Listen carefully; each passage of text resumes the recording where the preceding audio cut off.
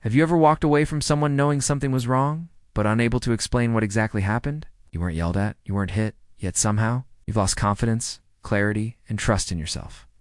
This video explains what narcissism does to the human mind, why it's so damaging, and most importantly, how real recovery actually works. This is the explained mind. Narcissism is often misunderstood. It is not just arrogance. It is not just selfishness. It is not always loud. In psychology, narcissistic behavior follows a predictable pattern: idealization, devaluation, emotional withdrawal.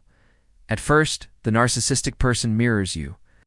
They reflect your values, your dreams, your pain. This creates rapid emotional bonding, not because of love, but because your nervous system feels seen. Then slowly, that reflection disappears, and the confusion begins. This is where most YouTube videos stop.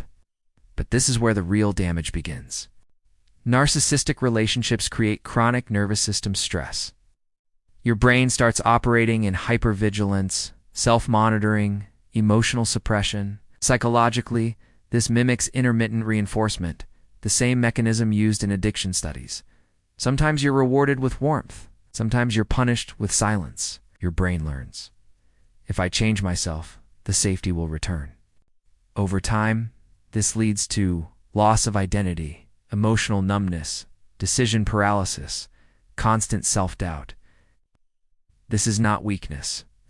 This is neurological adaptation to emotional unpredictability. Many people think, if I leave, I'll feel better. But recovery is rarely immediate, because narcissistic dynamics don't just hurt emotions, they reprogram self-perception. After leaving, people often report guilt for choosing themselves, craving validation from the abuser, difficulty trusting calm relationships. This happens because the mind confuses intensity with connection. Healthy relationships feel unfamiliar at first, not exciting but safe, and safety can feel empty when your system was trained on chaos. Real recovery is not about proving them wrong, confronting them, or getting closure. Recovery happens in 3 psychological stages. 1. Regulation. Your nervous system must relearn safety.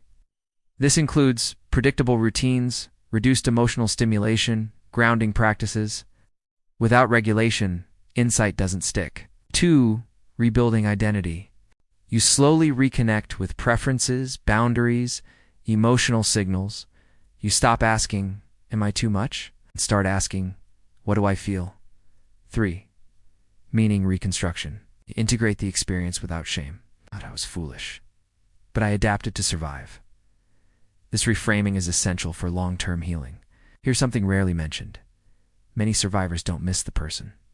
They miss who they became at the beginning, the confidence, the attention, the intensity. Understanding this prevents relapse. You don't want them back. You want yourself back. And that self can be rebuilt without chaos. Narcissism doesn't destroy you overnight. 8. It slowly disconnects you from your inner voice. Healing is not loud. It is quiet, steady, and deeply internal. If this video helped you understand something about yourself, you're already healing. This is the explained mind.